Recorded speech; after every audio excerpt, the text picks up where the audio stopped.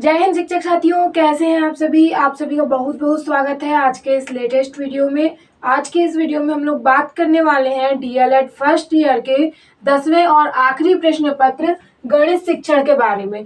जो गणित शिक्षण है वो है पूर्व प्राथमिक और प्राथमिक कक्षाओं के लिए। तो इसमें हमको जो पढ़ना है इस सब्जेक्ट में पूर्व प्राथमिक और प्राथमिक मतलब प्री प्राइमरी और प्राइमरी कक्षाओं में हमको मैथ्स कैसे पढ़ानी है वो हमको अपने इस सब्जेक्ट में सीखना है। गणित शिक्षण कैसे करना है इस योग्य हमको बनाने के लिए ये विषय हमको दिया गया है।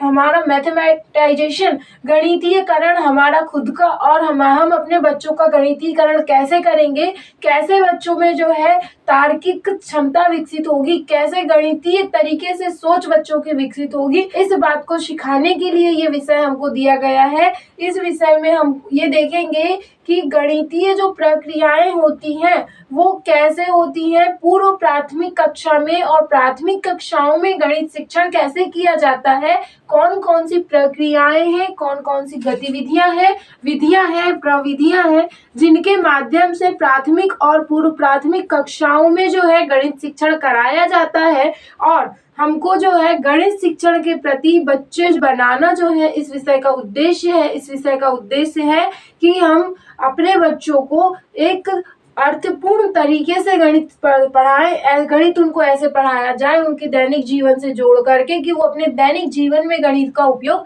कर सके। तो हम कैसे ऐसे गणित शिक्षण कर सकते हैं और कौन सी विधियों का प्रयोग करके हम इस तरह का गणित शिक्षण कर सकते हैं, ये बात हमको समझाने के लिए और सिखाने के लिए जो है ये विषय हमको दिया गया है। आइए देखते हैं कि इसमें क्या क्या चीजें हमको पढ़नी है। इसमें हमारी पहली इकाई है इकाई 1 गणित से परिचय। इसमें हम ये देखेंगे गणित का परिचय देखेंगे कि गणित जो है वो क्या है, एक्चुअल में गणित क्या चीज होती है, गणित का कैसे कहाँ कहाँ उपयोग होता है, गणित का कहाँ कहाँ उपयोग होता है, गणित जो है उसकी प्रकृति कैसी है, गणित बच्चों को सीखने में इतना कठिन क्यों लगता है, क्यों बच्चों को कठिनाइयां आती है, उसके क्या रीजन है, क्या कारण है, इनके ऊपर बातें होंगे कि गणित जो है वो हम बच्चों को क्यों पढ़ाते हैं, कौन कौन से उपागम का प्रयोग करके हम बच्चों को गणित पढ़ा सकते हैं। इसमें हम गणितीयकरण की प्रक्रिया, उसकी अवधारणा और उसके प्रभावों के बारे में भी अध्ययन करेंगे। उसके बाद हमारी दूसरी इकाई आती है गणित शिक्षण सिद्धांत और शिक्षण विधियां।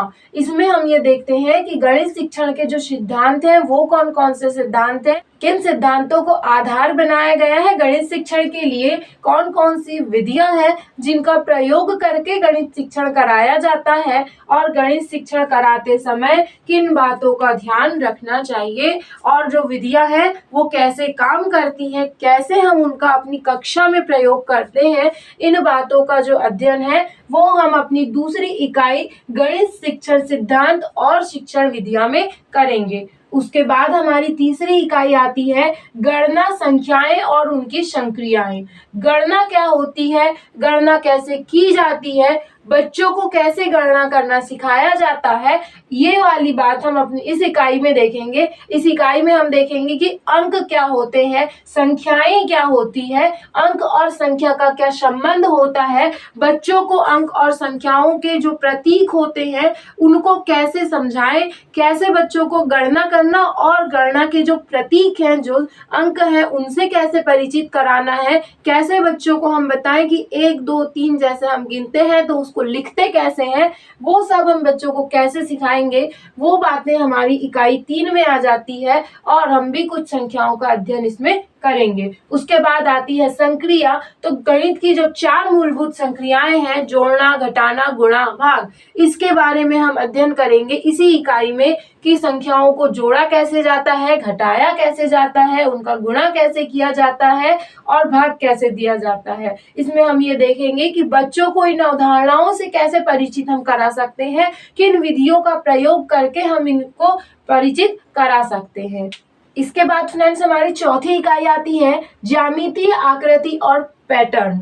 ज्यामितीय आकृतियां क्या होती है, क्योंकि बच्चे अपनी दैनिक जीवन में जो है विभिन्न प्रकार की आकृतियां देखते हैं। उन आकृतियों को क्या कहते हैं, क्योंकि बच्चों को ज्यामितीय का मतलब नहीं पता होता है, तो ज्यामितीय आकृति क्या होती है, उसकी क्या अवधारणा है और ये हम बच्चों को कैसे बताएंगे, आकृतियों की पहचान कैसे बच्चों को करवानी है, कैसे बच्चे को हम बताएंगे कि वर्ग क्या होता है, आयत क्या होता है। ये जो आकृतियों की पहचान है, आकृतियों की जानकारी है, वो हम अपनी इस इकाई में देखेंगे और बच्चों को कैसे ये जानकारी देनी है वो भी हम इसी इकाई में देखेंगे। उसके बाद है पैटर्न। तो जब ज्यामितीय आकृतियों को एक निश्चित क्रम में दोहराया जाता है तो वो कहलाता है पैटर्न। इसी पैटर्न के बारे में जो है हम गहरी समझ बच्चों में कैसे विकसित करना है, पैटर्न का उपयोग कहाँ कहाँ होता है और ये जो पैटर्न है इनका निर्माण कैसे होता है, ये सारी बातें जो है हम देखेंगे अपनी चौथी इकाई में। और हम देखेंगे इसमें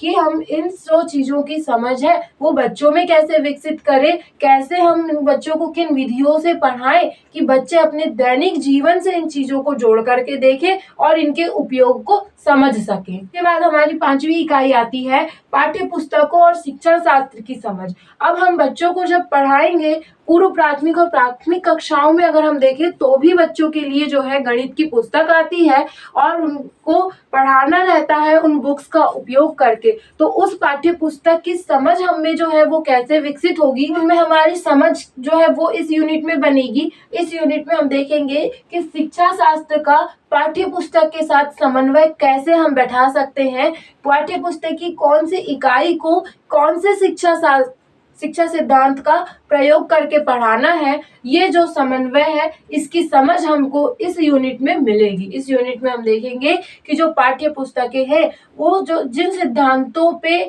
बनाई गई हैं, जिन सिद्धांतों को आधार मान करके उनका निर्माण हुआ है, उनको उन सिद्धांतों को उन शिक्षा शास्त्र से कनेक्ट करके कैसे हम शिक्षण कार्य करेंगे, इस बात की समझ हमारी इस यूनिट में विकसित होगी। इसमें हम इन चीजों के बारे में जानेंगे। उसके बाद हमारी छठवीं इकाई आती है कक्षा योजना एवं आकलन। कक्षा योजना का मतलब है कक्षा में हम कैसे पढ़ाएंगे, कौन कौन सी गतिविधियां करवाएंगे, कौन कौन सी जो है प्रक्रिया होगी, कौन कौन सी विधियों का प्रयोग करेंगे। और इसी क्रम में हमारे पास आती है इकाई योजना, पाठ्य योजना और कालखंड योजना। तो इन योजनाओं का निर्माण कैसे किया जाता है, क्यों ये योजनाएं बनाई जाती हैं और इन योजनाओं के प्रमुख जो अंश हैं वो क्या होते हैं, क्या होता है लेसन प्लान, क्या होता है प्रस्तावना, प्रस्तुतिकरण, शिक्षक प्रश्न और छात्र उत्तर, कैसे बच्चों को गृह कार्य देना है, वो सारी बातें हम अपनी कक्षा योजना में देखेंगे। उसके बाद आता है आकलन। तो आकलन में हम देखेंगे कि हमने जो इकाई योजना या जो पाठ्य योजना, कालखंड योजना बनाई है वो कैसे काम कर रही है, सही जो उद्देश्य उसमें हमने रखा था उसकी पूर्ति हुई है कि नहीं, इस बात का जो पता है हम अपने आकलन से लगाएंगे। जब हम बच्चों का मूल्यांकन करेंगे, उनका आकलन करेंगे, तो हम देखेंगे कि हमारी जो पाठ्य योजना के उद्देश्य है वो किस हद तक हमको अपने जो है शैक्षिक उद्देश्यों की प्रतिपूर्ति हुई है और कौन कौन सी कमियां रह गई है, उन कमियों को दूर कैसे किया जा सकता है, वो सब हम अपने आकलन और मूल्यांकन में देखेंगे। आकलन और मूल्यांकन में हम देखेंगे कि कौन कौन से जो प्रकार हैं आकलन के वो होते हैं, क्या होता है योगात्मक मूल्यांकन, क्या होता है रचनात्मक मूल्यांकन और क्या होता है CCE और ये कैसे किया जाता है। इस बारे में जो अध्ययन है हम अपनी छठवीं इकाई में करेंगे कक्षा योजना, आकलन एवं मूल्यांकन में। फ्रेंड्स, ये था हमारा छोटा सा इंट्रोडक्शन और ये हमारा 10वां और आखिरी प्रश्न पत्र है DLED फर्स्ट ईयर का। अब तक हम अपने सारे वीडियोज में देख चुके हैं कि डिटेल जो विस्तृत हमारा जो पाठ्यक्रम है, डिटेल सिलेबस के बारे में हम चर्चा कर चुके हैं। इस सबको देखने से या इन वीडियोस से आपको ये तो समझ में आ गया होगा कि हमको क्या क्या चीजें पढ़नी है और कैसे पढ़नी है, क्यों हमको कोई विषय हमारे DLED फर्स्ट ईयर में दिया है, क्या उद्देश्य है और उनकी प्रतिपूर्ति अगर हो जाती है तो उससे क्या लाभ होगा। फ्रेंड्स, आपको मैं बता दूं कि ये जो सब्जेक्ट्स है ये हमारे बेस होते हैं किसी भी टीचिंग रिलेटेड कॉम्पिटिटिव एग्जाम्स के। अगर हम इन सब्जेक्ट को अच्छे से पढ़ते हैं तो हम ये मान के चल सकते हैं कि 20 से 30% तैयारी मिनिमम हमारी इन सब्जेक्ट्स के साथ तैयार हो जाती है। और जब तक बेस क्लियर नहीं होगा तब तक कैसे हम एडवांस पढ़ेंगे, आप ही बताइए। जब तक नींव कमजोर होगी तो मकान कैसे मजबूत बन सकता है। इसीलिए आधार को अच्छे से मजबूत बनाना बहुत जरूरी है। इसीलिए जरूरी है इस बात को समझना कि हमको क्यों अपने डीएलएड फर्स्ट ईयर के जो सब्जेक्ट्स हैं इनको अच्छे से पढ़ना है।